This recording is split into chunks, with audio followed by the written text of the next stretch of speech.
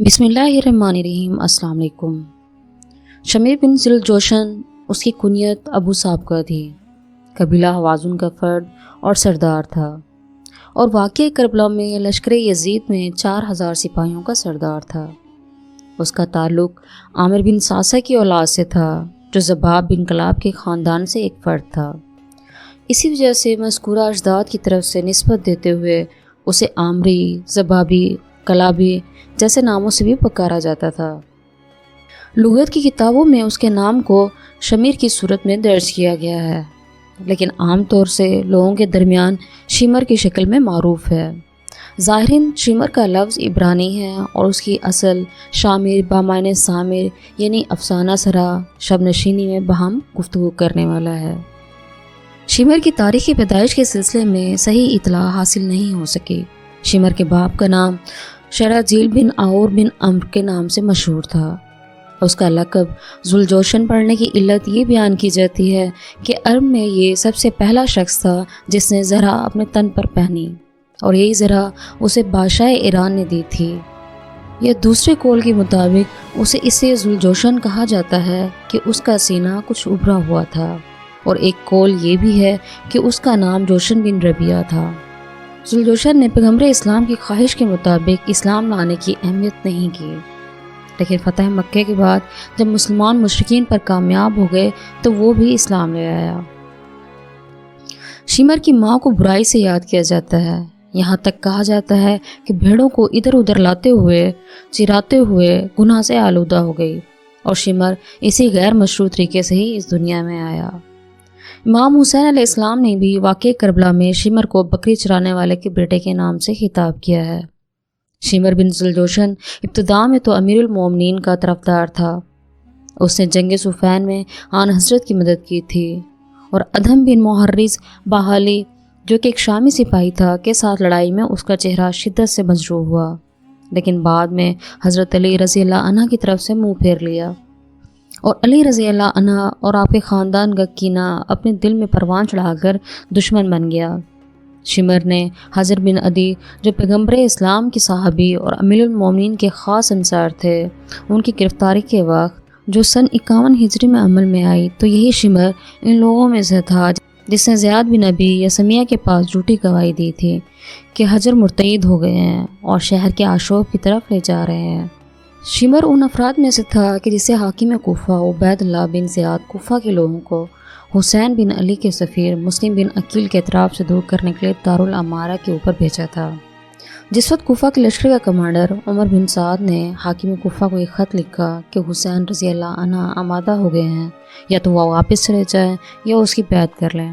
حاکم کوفہ عبید اللہ بن زیاد نے مشورہ دیا کہ اسے قبول کر لینا چاہیے، لیکن جس وقت شمر اس خط کے مضمون سے مطلع ہوا تو فوراً اسے منع کر دیا اور مزید کہا کہ اگر حسین رضی اللہ عنہ تمہاری اطاعت نہیں کرتے اور پلٹ جاتے ہیں تو بعد میں اور مزید طاقتور ہو کر آ جائیں گے، بس بہتر ہے کہ انہیں چھوڑا نہ جائے کہ وہ پلٹ کر واپس چلے جائیں اور موقع کی تلاش میں رہیں۔ عبید اللہ نے بھی شمر کے مشورے کو قبول کر لیا اور اسے 4000 سپاہیوں کا سردار بنا کر ایک خط اسی کے ہمراہ کربلا میں کوفہ کی فوج کے کمانڈر عمر بن سعد کی طرف روانہ کیا تاکہ امام حسین علیہ السلام سے مطالبہ کریں کہ یا تو بیعت کر لیں، سر تسلیم خم کر دیں، یا پھر جنگ کے لیے تیار ہو جائیں۔ اور اسی خط میں آخری سطر میں بطور ضمیمہ اسی شمر کی بات کو لکھا گیا تھا: اے عمر سعد، اگر یہ کام تم انجام نہیں دے سکتے تو ہمارے لشکر سے کنارہ کشی اختیار کرو اور لشکر کی کمان شمر بن ذوالجوشن کے سپرد کر دو۔ محرم کی 10ویں تاریخ کے دن کی آخری گھڑیاں، جس میں حسین بن علی رضی اللہ عنہ کے سر اقدس اور جسم مبارک پر بہت زیادہ زخم لگے ہوئے تھے، شمر نے اپنے کندھوں برہنہ خنجر کے ساتھ امام حسین علیہ السلام کے سینے مبارک پر جا بیٹھا اور آن حضرت کے سر اتھر کو تن نازین سے جدا کیا تھا۔ کربلا کے واقعہ حائلہ کے بعد شمر مختار کے جنگل سے نکل بھاگا، لیکن مختار نے بھی حکم دیا کہ وہ جہاں بھی کہیں مل جائے اسے تلاش کریں اور اس کے اعمال کی سزا تک پہنچائیں۔ کوفہ کی شورش کے معاشرے میں شمر نے مختار کے خلاف بغاوت میں اصلی کردار ادا کرنے والوں میں سے ایک کردار ادا کیا۔ نتیجے میں مختار کا ایک غلام اس کے تعاقب میں گیا، لیکن شمر کے غلام نے اسے قتل کر دیا اور بعد میں دوسری بستی کی طرف فرار کر گیا، اور پھر وہاں سے بھی کلتانیہ نامی ایک بستی کی طرف چلا گیا۔ یہاں تک کہ مختار کے سپاہیوں نے اس کا محاصرہ کر لیا۔ مسلم زبابی جو شمر کے ہی قبیلے سے تعلق رکھتا تھا وہ کہتا ہے ہم فرار ہو کر گئے تھے اور خود اپنے آپ کو بصرہ و کوفہ کے راستے میں ایک مقام ساتیدمہ نامی بستی تک پہنچے، اور اسی کے قریب کلتانیہ نامی ایک چھوٹی سی بستی جو فرات کے ساحل کے اطراف میں تھی، ہم اسی کے پاس ایک ٹیلے کے کنارے چھپ گئے کہ ایک دیہاتی نے ہماری مخفی جگہ کی مخبری کر دی۔ رات کی تاریخ ہی تھی کہ مختار کے ماموران نے ہمارا محاصرہ کر لیا۔ شمر کو میں نے دیکھا کہ ایک بہترین لباس پہنا اور اس کے بدن پر برز یعنی سفید داغ کا مرض تھا۔ ہمیں تو یہاں تک کہ اپنے گھوڑوں پر سوار ہونے کی بھی فرصت نہیں ملی۔ آپس میں سخت مزاحمت کا سامنا کرنا پڑا۔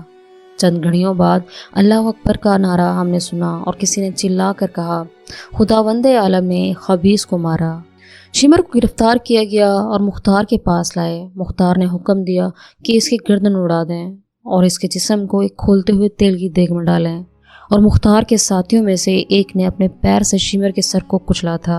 عبد الرحمن بن عبد کہتا ہے میں نے ہی شمر کو ہلاک کیا تھا۔ مختار کی نگاہ جیسے ہی شمر کے سر بریدہ پر پڑی، سجدہ شکر بجا لائے اور حکم دیا کہ سر کو نیزے پر بلند کیا جائے اور شہر کی جامع مسجد کے سامنے لوگوں کے در سے عبرت کے لیے قرار دیا جائے۔ شمر کے تمام ساتھی فرار ہو گئے تھے۔ خود اسے ہی اتنی فرصت نہیں مل سکی کہ جنگی لباس پہن سکے۔ خود کو ایک کپڑے میں لپیٹا اور ایک نیزے کے ساتھ مختار کے سپاہیوں کے سامنے کھڑا ہوا، یہاں تک کہ اسے شکست ہوئی۔ ایک اور قول بھی اسے ملتا جلتا ہے جو کہ تاریخ میں کچھ اس طرح سے درج ہے۔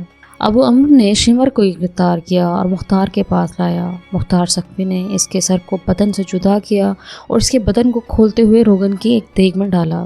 مختار کے ساتھیوں نے اس کے سر کو پیروں سے کچلا اور پھر اس کا سر محمد بن حنفیہ کے پاس بھیجا تاکہ ان کی تسکین کا سبب بن جائے۔